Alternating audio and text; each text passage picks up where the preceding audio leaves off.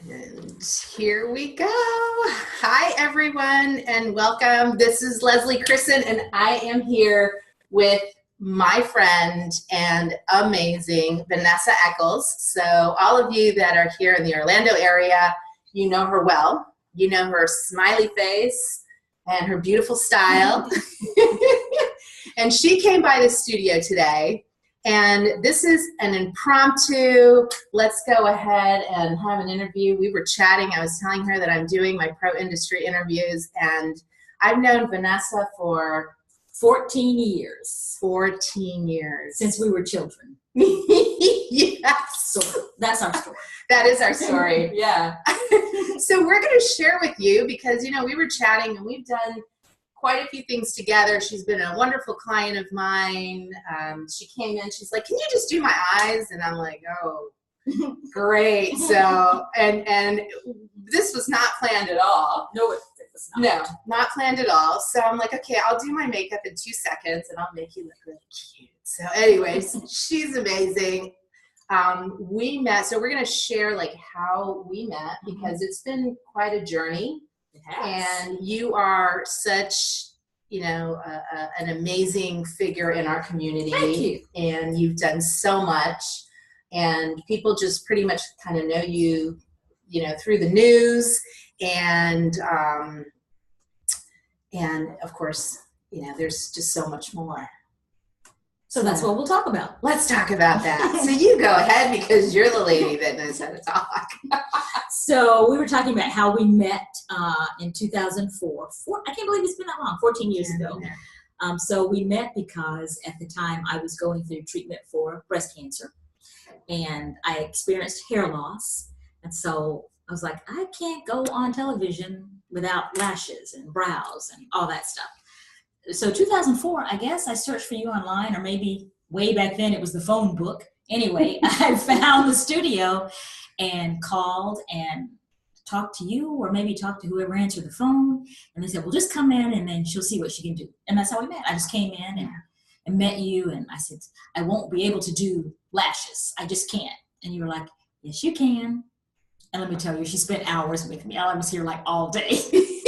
No, seriously, all day long. And so finally I left like, I think I might be able to do this. So yeah. Then I thought I was an expert after day one. Well, you were. I mean, you know. And then it's been lashes ever since. I have been addicted to lashes. Yeah. Yes. Vanessa's a full-on glam girl. And, you know, one of the things that I was telling her is that throughout this time, I mean, honestly, I had not worked with that many cancer patients. That was one of the things. Coming from film and television, and really my studio was fairly new still.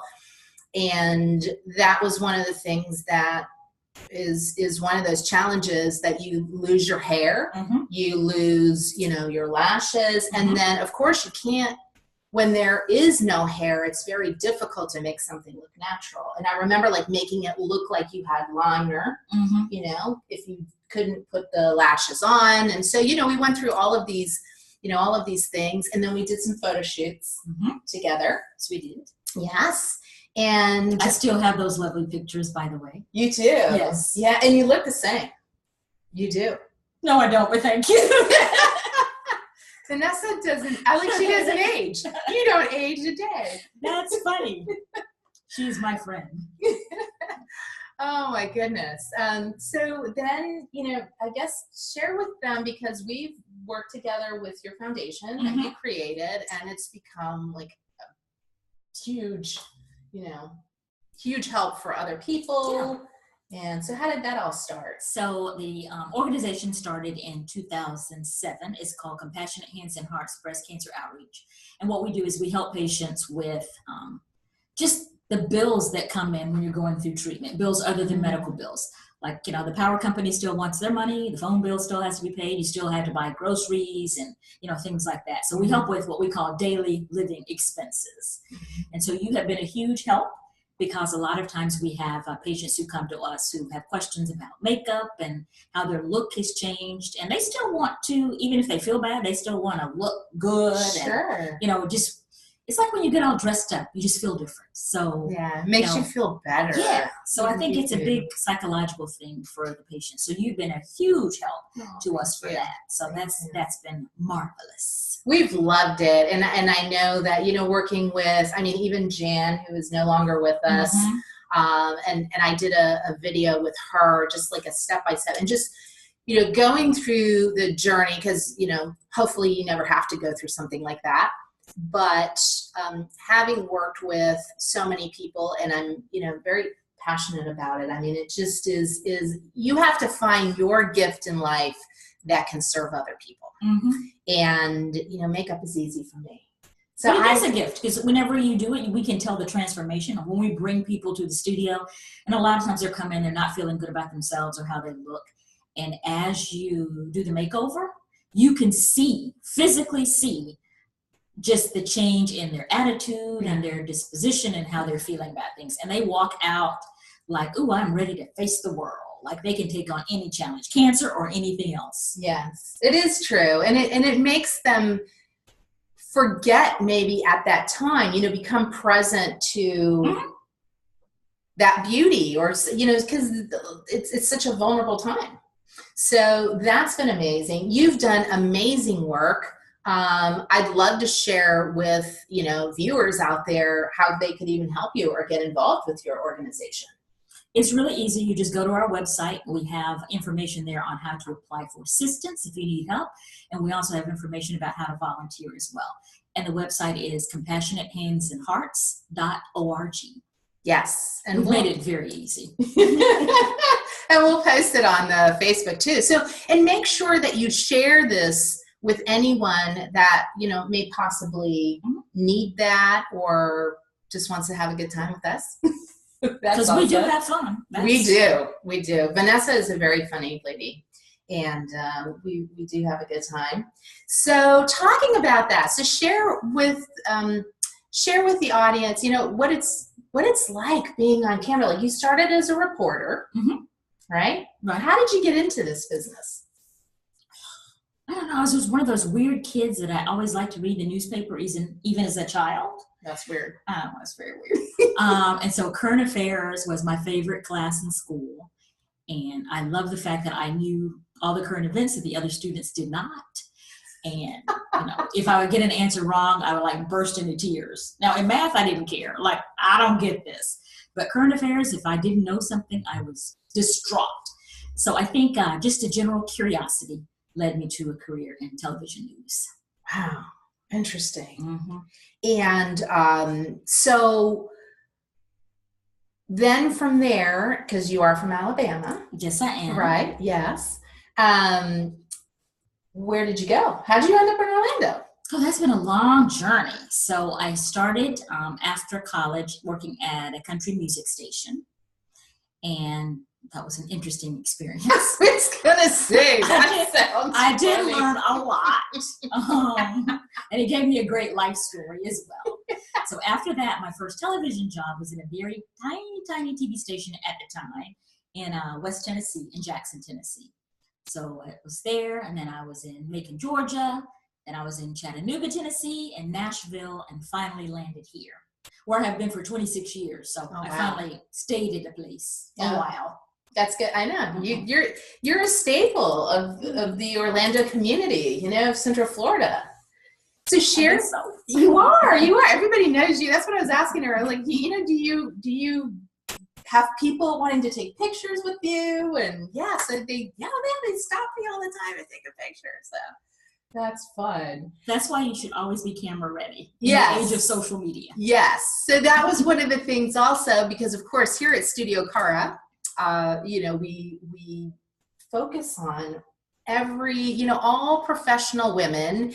And of course, Vanessa, you always look beautiful. Thank you. And I'm sure it wasn't like that from the very beginning, though, as a report. Well, of course you're beautiful, so I don't mean it that way, but no, what you said is correct. How do you know? Because I know, a lot of the reporters, they're, it's not high budget. They don't have us behind them.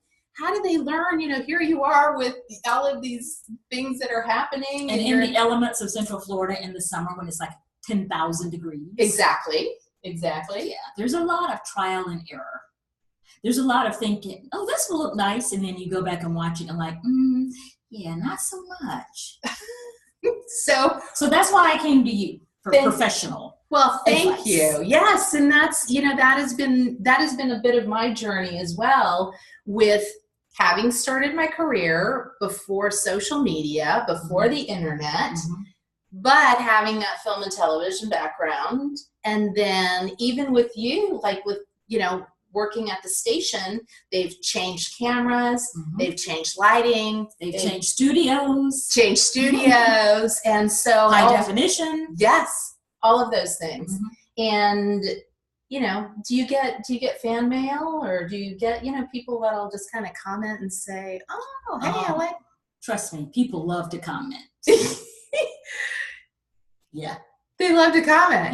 Can you believe that? So here you are with, people that are commenting that are probably not experts at beauty or correct or being a news anchor, but you're at the mercy of all of them, huh? Oh yeah, they like to chime in. They'll let you know when, your lipstick is not matching whatever.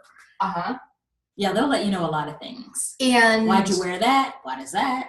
So on and so forth. Isn't that funny? It's very interesting. Wow.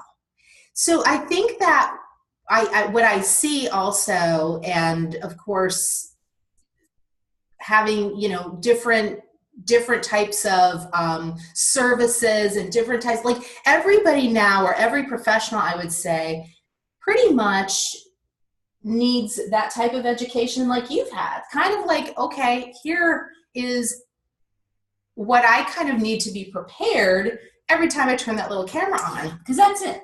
It's not just for people who are on television. It's for people who are running companies who have to make, major presentations. They want to look nice. They know they're going to end up on social media.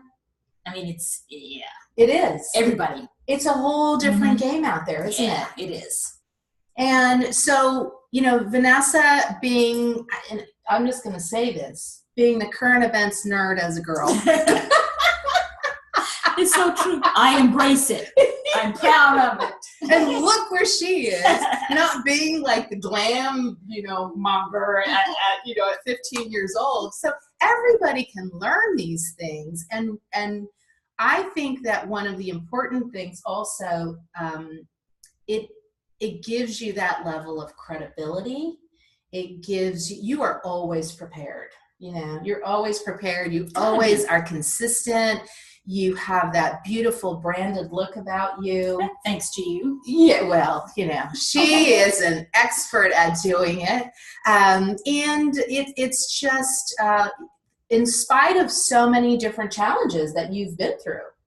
And a lot of viewers probably don't know what you were going through, and having to change all these different things and still look good and deliver that god-awful news and who knows what happened at what day, and still being charming. I think that's part of it, because you want them to listen to the news and not watch going like, what is going on with her? That kind of thing. Yeah. So, yeah. Yeah, you're a pleasant messenger, right? I like that. Yeah, that's it. I'm going to embrace that. I have a new hashtag, Vanessa Echols, pleasant messenger. I like that. You're welcome.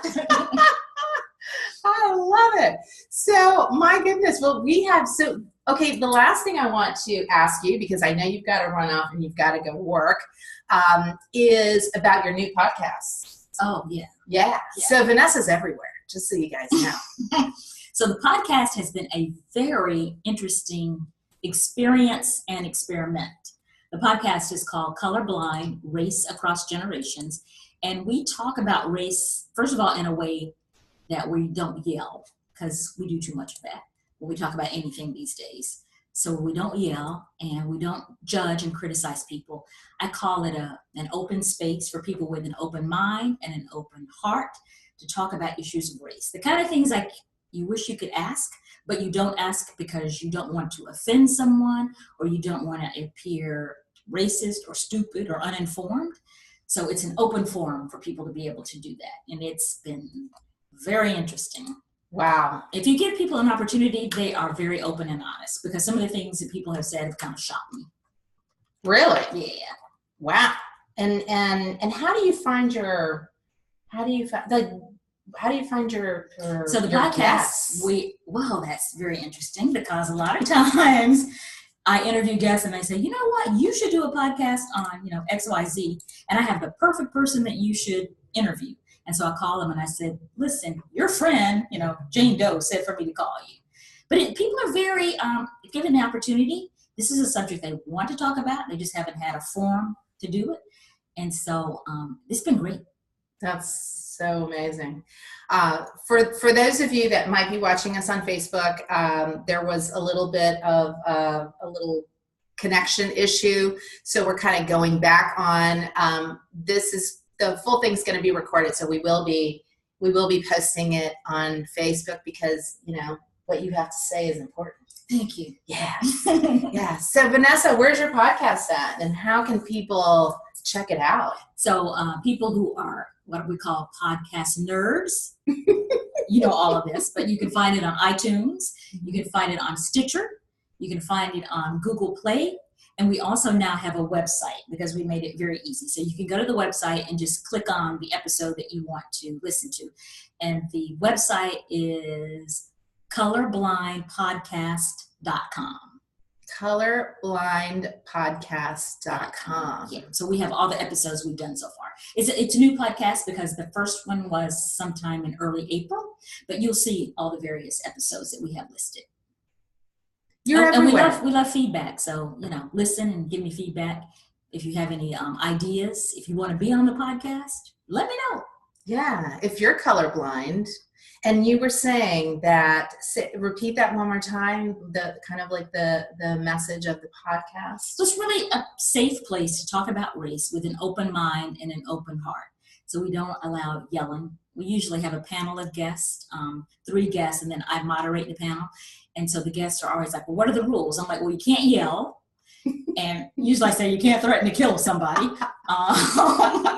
And then they kind of look at me like, would you think we would do that? I'm like, well, I don't know. Because you get into heated discussions and people get kind of crazy. But we just want everyone to listen to what people have to say without judging. And hopefully you'll learn something. Yeah, that's great. Now, what had you come up with this idea? I just think race is one of those issues that's all around us. Mm-hmm. But it's the elephant in the room that we don't talk about because we're chicken. Yeah. That's basically it. Yeah. We're chicken and we don't like to listen. We just like to say, I'm right, you're wrong. But with the podcast, I think people have really opened up and listened. And even if you come away like, I don't agree with what they said at all, at least you've listened and maybe you understand why that person feels the way they do. I love that. Especially living in the United States, growing up in Spain, honestly, I was the foreigner there, but I did not grow up with a lot of racial issues or mindsets. So when I moved here, sometimes, they would mention, oh, such and such girl, she's African-American, or, back then we say black. And I had to think about like what color she was before I even thought about it. So it is a little bit different, and it's really, it just continues to exist. It's a heavy subject. It is. But we did a podcast about that, about how people's racial views change once they move to the United States. So funny that you mentioned that. We've already done that podcast. Thank you. Okay. Well, I'll have to listen to that podcast. Yes, you will. See if I agree. Remember, you just can't yell. Sure I can. I'll turn it off. I'll call you and yell. No, just teasing. Oh my goodness. Well, this was fun. Anything that you'd like to share to the audience about anything? I mean, obviously watch Vanessa on the news because she's the best. Other than that, no, I just think, a lot of times we look at all this stuff with makeup and beauty as being superficial. And I realize that they are like big issues in the world, but, sometimes you just want to feel good and be uplifted and joyful. And so it's good sometimes to take your mind off the, all the heavy subjects out there and just I call it self-care. That's what it is. It's not It is. self-indulgence, it's self-care. And self-care is very important in whatever way that you decide to do that. Again, self-care. So someone's like, well, I like to drink a lot. No, that's not what we're talking about. We're talking about things that, enhance your life. And yeah. Yeah. And I think, for a lot of people that are maybe didn't grow up with a computer like us, right. But here we are, sharing a message. I think a lot of women that maybe your job requires now for you to be on camera, you're on social media, and you're like, oh, they're kind of avoiding it. Message me, call me, and because there's a technique to everything. And there's nothing better, I think, than being able to feel confident and comfortable within your own style. Mm-hmm. I am not nearly as glammy as Vanessa Echols is. That's funny. No, it is true. I'm the non-makeup artist makeup artist. I know. Like, okay, my makeup is in 2 seconds. You're too busy making other people beautiful. And I enjoy making other people beautiful than sitting at 6 o'clock in the morning doing my own face every day. That's it. That's my gig. That's key. But I can spend an hour on hers and have a good time. So, that is one thing that I think for those of you out there that are, maybe challenged a little bit, or even finding like it is now more than ever in this visual era so important to get that, we're in the era of coaches, right? We're in the era of, finding those professionals. And when you want to up-level yourself, or I know a lot of women that are going back into the workforce, it's time to really kind of fine-tune your appearance, your look, because it's part of your asset.